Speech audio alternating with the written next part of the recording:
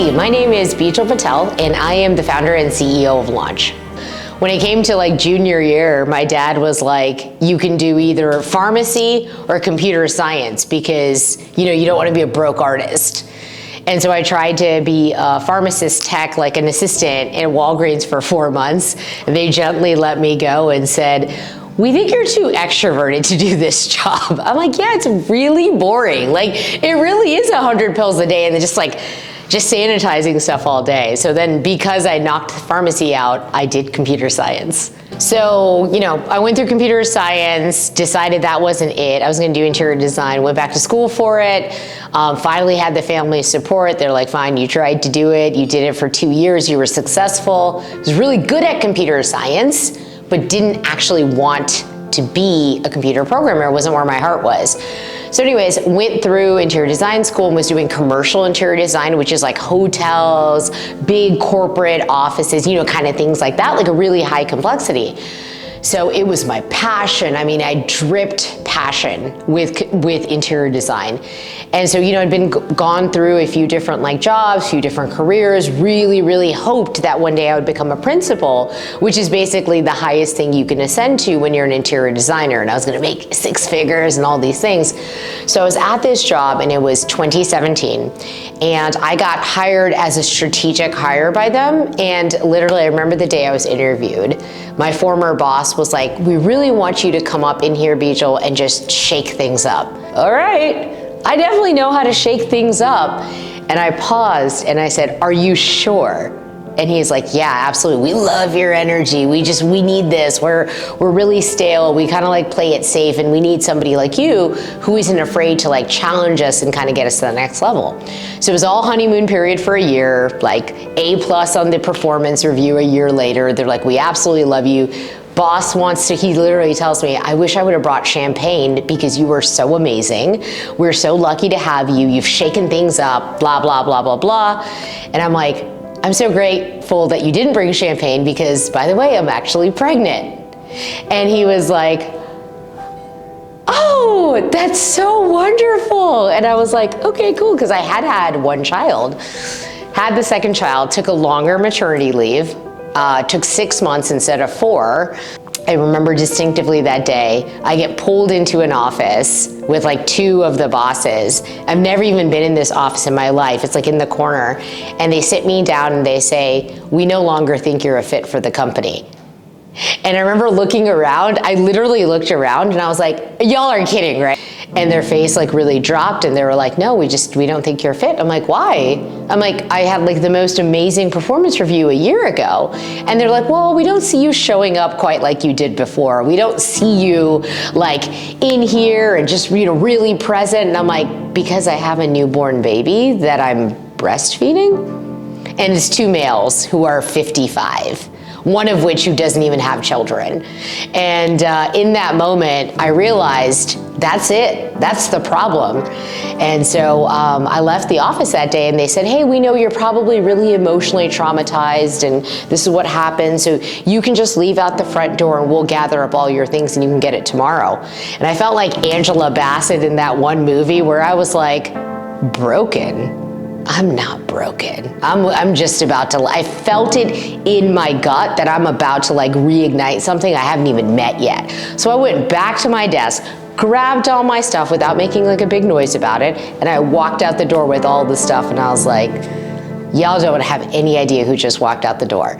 Then I got in the car and then I started crying like crazy. And then I was like, where did Angela Bassett go?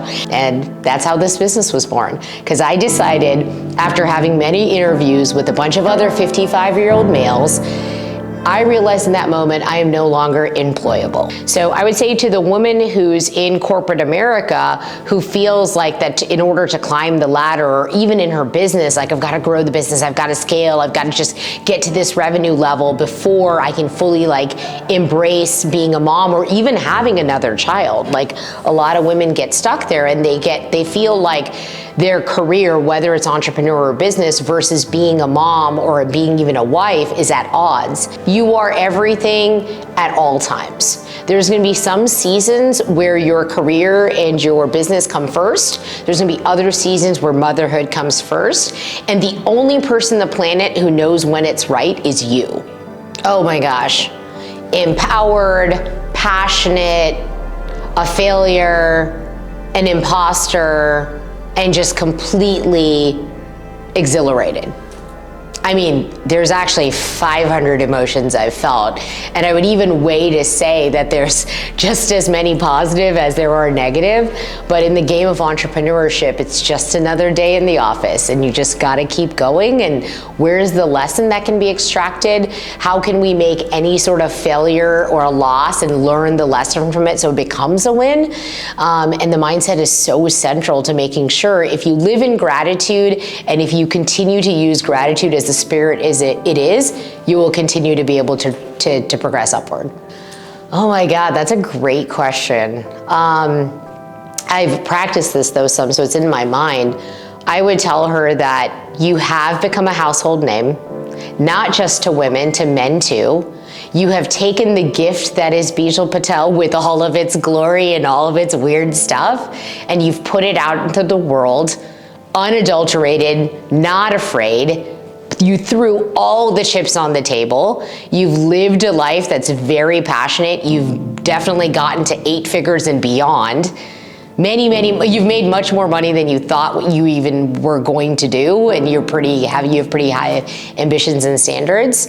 You have multiple businesses. You've continued to grow yourself of who you are as a person. So your passion for giving and really impacting others has become fine-tuned as you spend less time talking and more time listening. I think it's a great question because a lot of it is in the way that you guys orchestrated the event and the way that the agenda flowed made a big difference, to the point where actually I got that feedback, because you know I'm a feedback seeker. Do obtain feedback.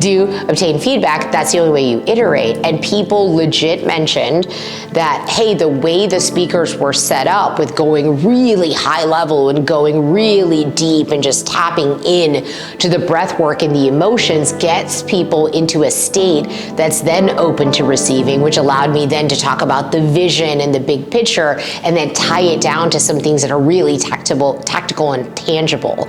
So it's just as much about the flow of the speakers, which I think is what makes you guys totally different. I've seen people where they just dot, dot, dot, dot, and it's not interconnected at all.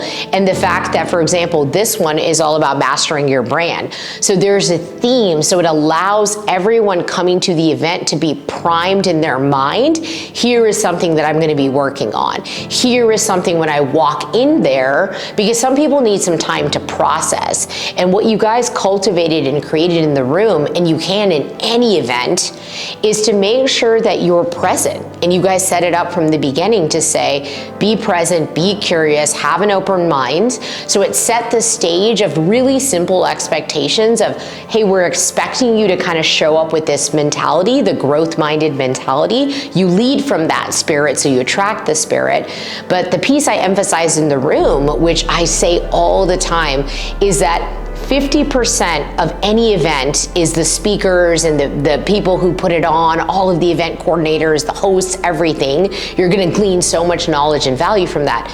But the other 50% that most people miss is the community in the room, the relationships you're gonna build, because the speakers and everybody in the event coordinators, they plant the seed. Everyone else in the room are your fertilizers. And that's how you really harvest out an event like that, where the event turns into a transformational moment in your life. And I had someone come to me yesterday and was like, man, you got me rethinking my entire life. I'm at this fork in the road. And I said, you're welcome. That is absolutely what I do. And guess what? You're gonna be okay. Because if you're rethinking and you're stuck or you feel lost, that is actually an amazing place to be, because that means you're right in the middle of the storm and you're about to get outside of that, and you're gonna touch the edge of what difference looks like. Instead of just living with mediocrity, placating yourself, pushing your goals and dreams down because it didn't start like that, that unrest of feeling stuck and feeling lost is such a good leverage point. And getting into rooms like this is going to take that and, like I said, plant the seed, put the freaking fertilizer on it, and then really in a few months you're going to turn around and be like, that event was the impetus for positive change in my life. And it's just gets me like goosebumps all over my body. Thank you to our speakers for making such an impact in our masterminds. If you want to join the next one, check the link below.